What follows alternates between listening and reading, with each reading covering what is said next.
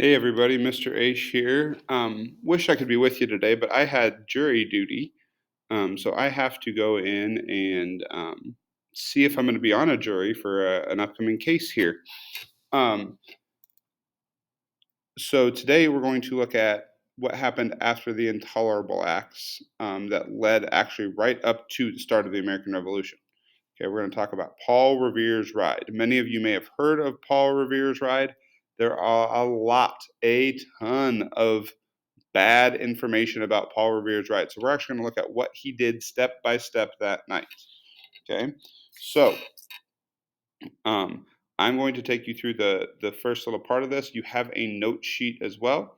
There's a link to this presentation on my website. So if you are going to view the presentation that way, go for it. If not, if you'd rather, I will just walk you through it. But if you at the end are going to go through the presentation, just know that at the end there are two videos for you to watch. Okay, so I'm going to go all the way up here at the end. Watch this one after you've taken all of your notes. Okay, you should take all the notes, make sure you write down the details of what happened at what times and who was involved, things like that. Then watch this video. Um, this is from the show the Andy Griffith Show, and tell what does Andy get wrong, because Andy gets a lot wrong. Okay, so he retells the story, but he gets it all sorts of wrong. All right, then you'll also watch this woman. Her name is Sarah Palin. She was at the time campaigning to be vice president of the country. She clearly has a very, very little understanding of what Paul Revere actually did. Okay, so again, tell what she got wrong. Okay, and here is a quote. Here is the quote from her on the next slide. So if you want to, you can go to that one. Um, but we'll just go through this step by step, kind of here through Paul Revere. It says, as it says, there's like 56 different clicks you make, um, but we can get through it pretty darn quick, I think. Okay, so at this point, if the teacher could pause, okay, hand out the note sheets to everybody, please. And then students, you can either watch this video posted on my website on the materials page, or you can just click through the slideshow yourself if that's how you prefer to learn it. But I will go into some details here that are, I think, A, pretty interesting to the story, and B, help it make a little bit more sense. So I would suggest watching the video. But if you're somebody who wants to try and go through the slides on your own, try and make it make sense, I get that too. All right. And again, pause if you need to take notes if you're watching the video. Please feel free to do that because I'm going to go a little quick. All right. So, who were the participants? The first guy, Paul Revere. Okay, we may have heard of Paul Revere. He was the one that, when we studied the Boston Massacre, made an image showing the colonists being attacked. He was a famous silversmith, so he made things out of silver. He was hired by the Boston Committee of Correspondence. Those were people who were trying to peacefully protest, not like the Sons of Liberty, um, but peacefully protest the colonists or the military presence in Boston. He was one of the 40 other writers. That's right. There are 40 people who rode through um, the British countryside tonight. We're going to follow 3 of them on this night. Um, Paul Revere never actually finished his ride, and he was arrested by the British. So you want to take those notes down. All those things on Paul Revere. Okay. Our next guy is a man named William Dawes. He was a leather tanner. Okay, not like a person named Tanner. He was a leather tanner. He made things out of leather. He did a lot of business with the British soldiers, and so they started to trust him. He was a very trustworthy person, and they kind of allowed or let him in on some things. Okay, he was arrested by the British on his ride as well, but he escaped the British. And Dr. Samuel Prescott, he was a doctor. He joins the ride partway through. He escaped the British patrol, that arrested the other two, and he was the only one to make it to Concord. Okay, Concord is where the first shots of the American Revolution are going to happen at the end of this story. That's right, we're gonna have a war by the end of this story. Okay, so this guy should be the famous one. It's pretty obvious to me, and I hope it is to you by the end here that he should actually be the famous one. He was the one that actually made it on time to do what he was supposed to do. Um, so, so some background information here. Okay, the British military is going to be marching out on this night, April 18th, 1776, or the wee hours of the morning on April 19th, super early. And they are going to go to the town of Lexington and the town of Concord. And the militias there, the volunteer militaries there, have these stores of weapons. Okay, and they have them all in these kind of shed buildings, and they are going to store the weapons. The British are just going to walk up and take these weapons away. They're going to say, nope, those are ours now. Okay, so what's happening is these guys are all going to these guys hear that it's going to happen. This committee of correspondence hears it's going to happen. They send these 40 riders out, okay, and they are going to uh, warn the people to hide the weapons, move them, and things like that. They're also, the British are coming to arrest two guys. One is Samuel Adams, two is John Hancock. Those are both members of the Sons of Liberty who have done some not so nice things, and they're going to be taken back to England to go on trial. That was part of the Intolerable Acts, that they could be taken back to England to go on trial. They're going to be guilty, and they're going to get a lot of jail time if they go back. But if they can stay hidden, and can't be taken back, then they'll be fine. They won't have to worry about it. All right. So, long story short there, actually short story long, there's the background on what's happening for um, on this night. Okay. The goals. What were Paul Revere, William Dawes, and Dr. Prescott trying to do? They were trying to warn the plan to seize the armory in Concord, like I just said, seize the armory and take those guns.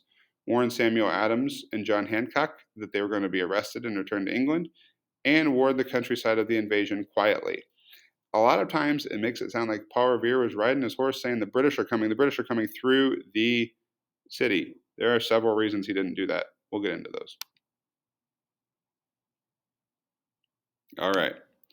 So we'll start here in the city of Boston. Okay, we're in the city of Boston. You can kind of see it's surrounded by water. Okay, that's where if you've heard this, you may have heard that Paul Revere saw lanterns, one if by land, two if by sea. We'll just prove that here in just a minute, but we'll see. But you can see where the sea is, where it would connect to the land and the sea there. Okay, so we'll start out here at 9:30. William Dawes leaves Boston, traveling south around the Neck. The Neck's just a piece of land that connects Boston to the rest of America. Dawes leaves Boston at 9:30, riding his horse through the countryside. At 10, Paul Revere leaves Boston through the harbor, and he is rowed by some friends across the river. Okay, so he rows, takes a rowboat across the river. He is traveling by sea at this point. And then he goes to a place called Charlestown and borrows a horse there. Okay. At 10 p.m., the British British military patrols Boston. Okay, not Patriots. The British military patrols around Boston. At 11, Revere leaves Charlestown. Before leaving, three of his friends placed lanterns in the Old North Church to show the British movements. They were just there to help illuminate things. The lanterns are to alert the backup riders. So basically, when they see the lanterns, they know it's time to take off and let other people know what is going on. Those 40 other men, those 30 38 other men, 37 other men need to know what's going on. Revere never sees the lantern, so the idea that it was one if by land, two if by sea wasn't a thing, and because Paul Revere never actually saw the lanterns. Here's a picture of the Old North Church where they put them then. Here it is now. You can still go see it. And over here's the church, and then this is the city of Boston back here. So you can see that there's the river he went across there. All right. So this is a map here of all the places people went. Dawes went here, okay, on the green map, or green section. Revere went this way. And then our guy, Dr. Prescott, goes here. All right, so we can see we're going to follow Paul Revere here. At 11:30, Paul Revere reaches the town of Medford, and he alerts the residents quietly. He doesn't want to alert the redcoats in town that he knows their plan.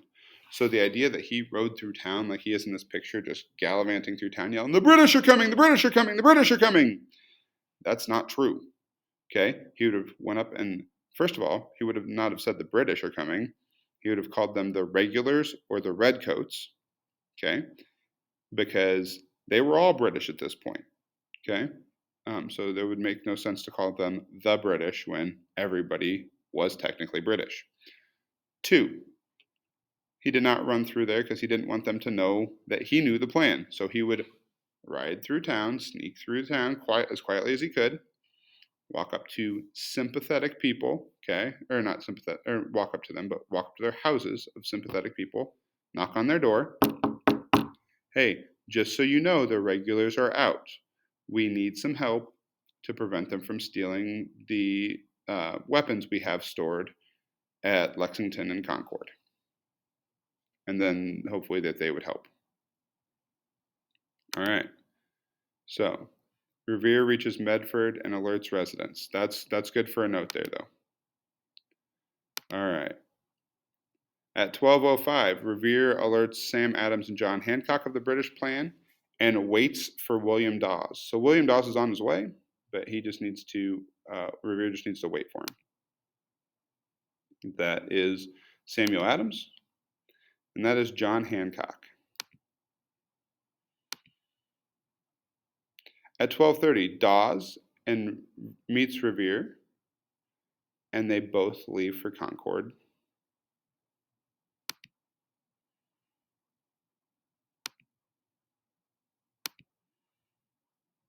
At 12:45, Prescott joins him, and all three go to Concord. At 1 a.m., the British soldiers stop all three of them. Paul Revere and William Dawes are arrested. Dr. Prescott escapes. They aren't as worried about him as they are the other two, so he rides off and they kind of let him go. Dawes will escape later, and we'll talk about how he does that. At 2 a.m., British soldiers begin to march towards Lexington. So you can see Revere and Dawes and these guys, they had a huge head start to let people know. The British don't leave until 2 a.m. They've been at this since 9:30.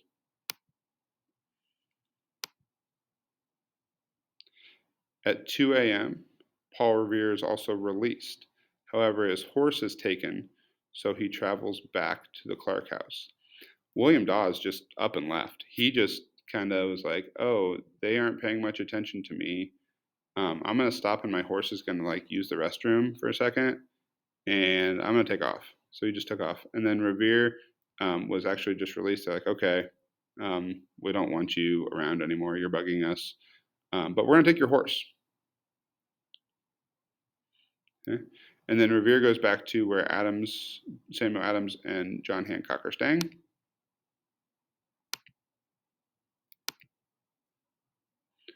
And at 4:30, Revere helps Hancock flee to a place called Buckman's Tavern.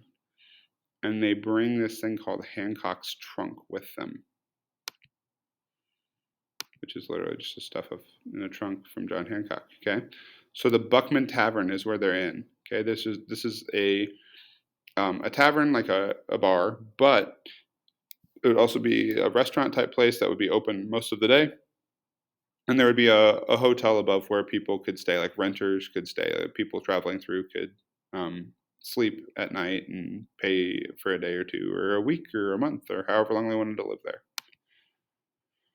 At 5 a.m., Revere takes the trunk and he watches the shot heard around the world at Lexington. Okay, the shot heard around the world, we'll go into more detail with it, but basically it's the first shot of the American Revolution.